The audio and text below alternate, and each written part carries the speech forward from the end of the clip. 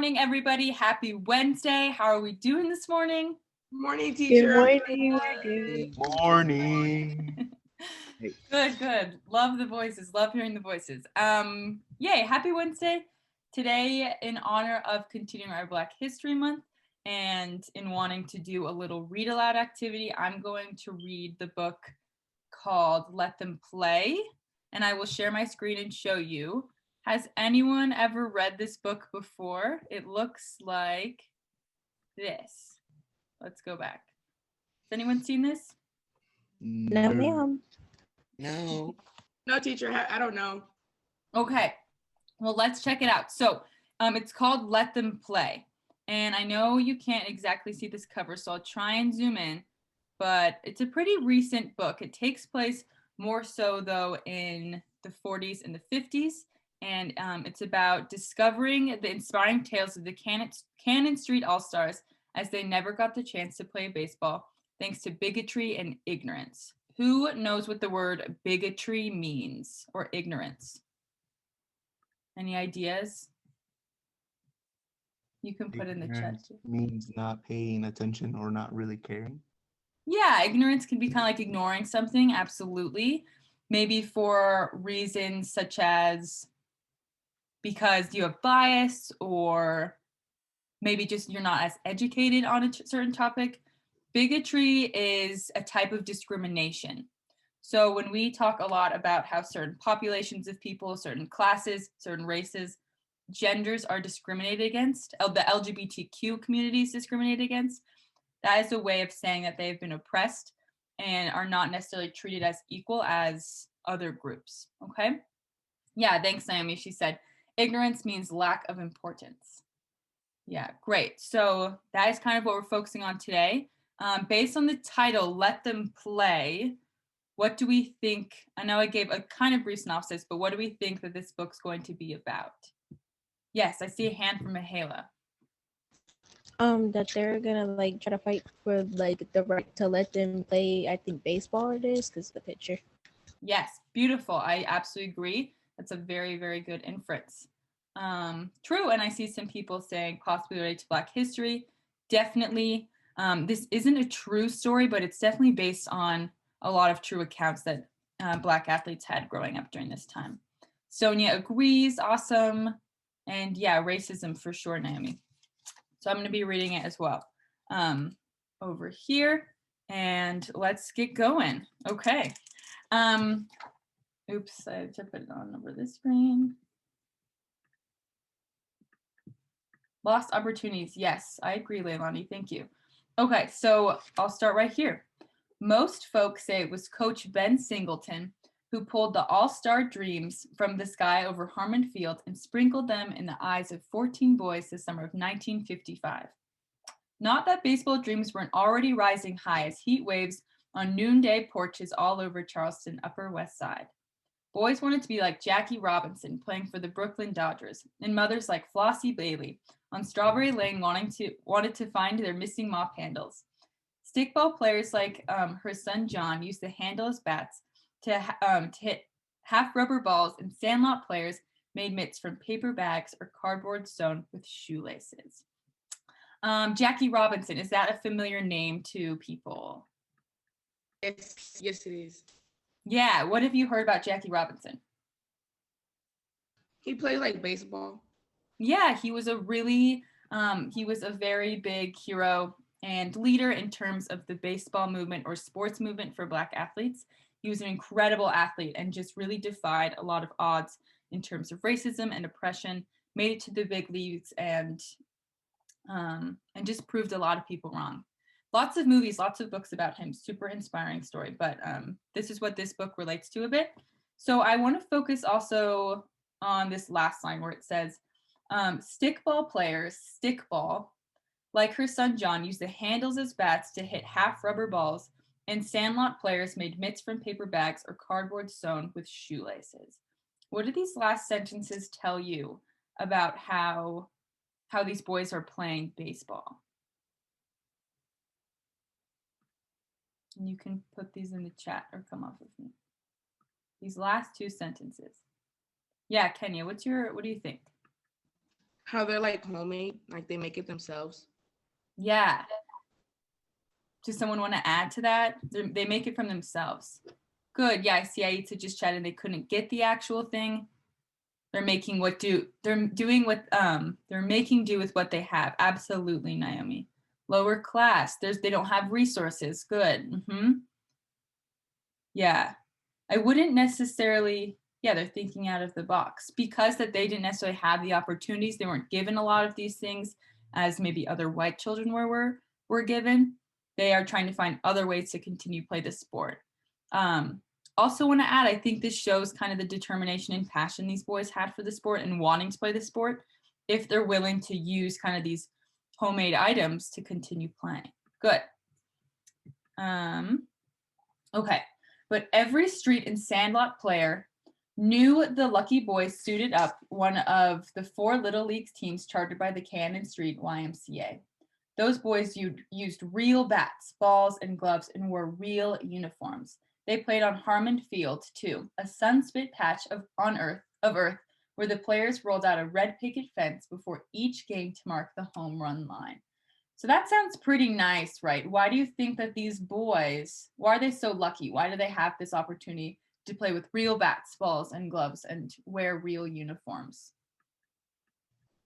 Why did they get this and the other boys have to make all their stuff?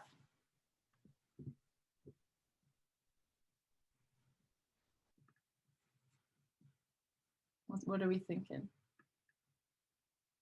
Yeah, Cherry, do you want to come off of mute and share that? I think that is absolutely right. I was describing that the way they have so much nice things because they have white privilege to get like more things than Black people. Yeah, absolutely. And I like that she used that word of privilege. They do. They have this very unprecedented privilege that kids of color did not have at this time.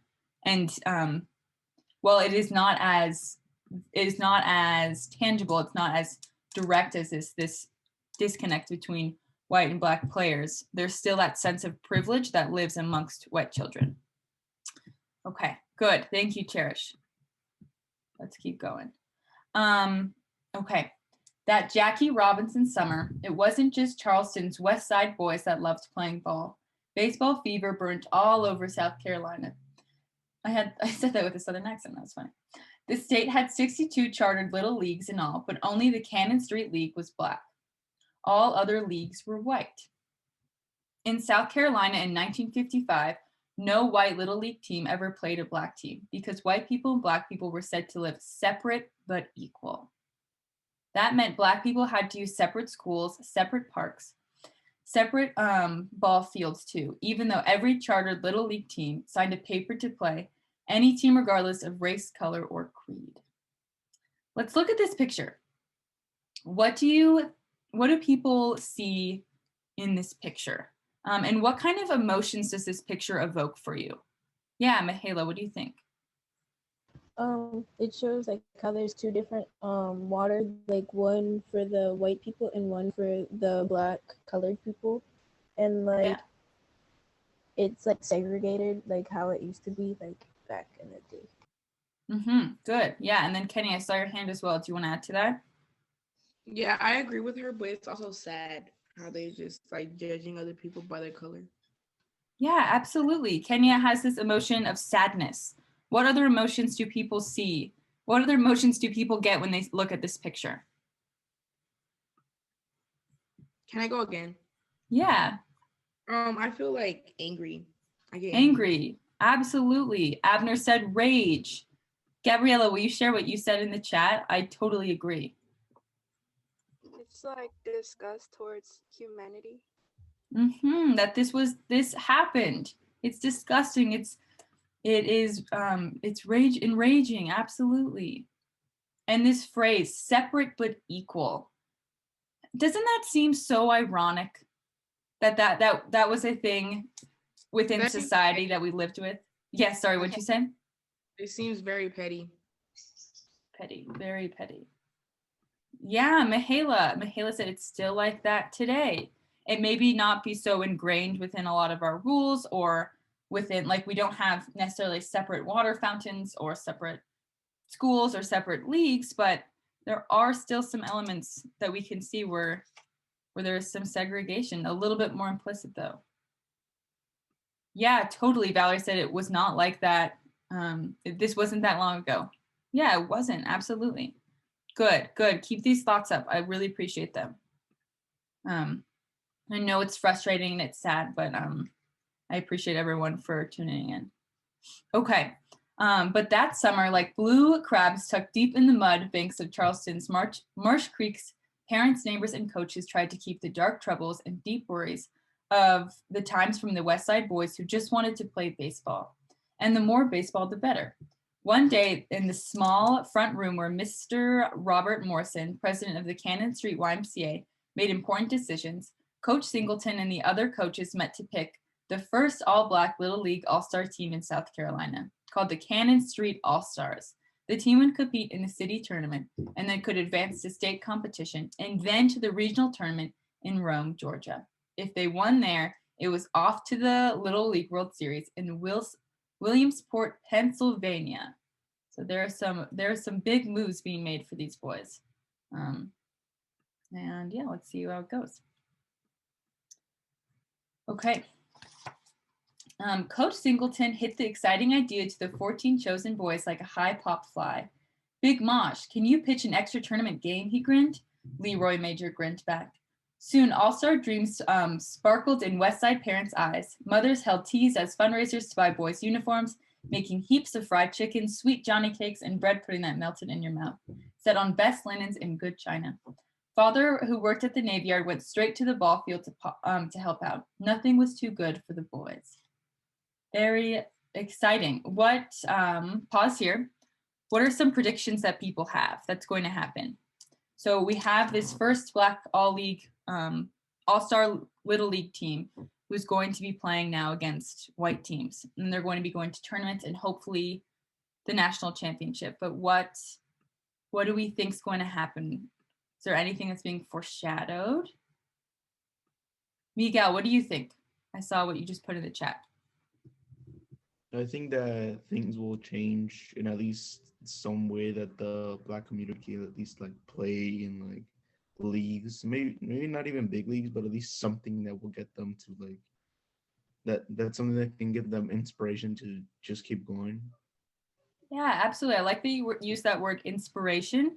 I think this team will be, even if they don't win, they'll still be a very inspiring story and motivator to a lot of other Black kids and a lot of other Black athletes and teams, that they can too be in these leagues.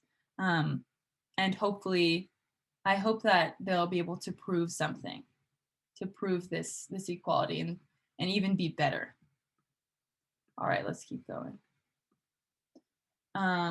But the dark fears hidden from the boys bubbled to light when the state's Little League director heard that white all-star teams must compete against an all-Black team. He said, no white team would play Cannon Street, not in Charles or anywhere. The director withdrew from the Little League to start his own boys baseball program. He encouraged state teams to boycott Little League too. Like a dream gone nightmare, every white South Carolina Little League joined the new baseball program. The boycott eventually spread through 11 southern states, making Cannon Street the only Little League franchise left in the South, and the All-Stars became the team nobody would play. Ugh, how does this make people feel? What are some reactions to this boycott? And we talked about boycotts a lot in history.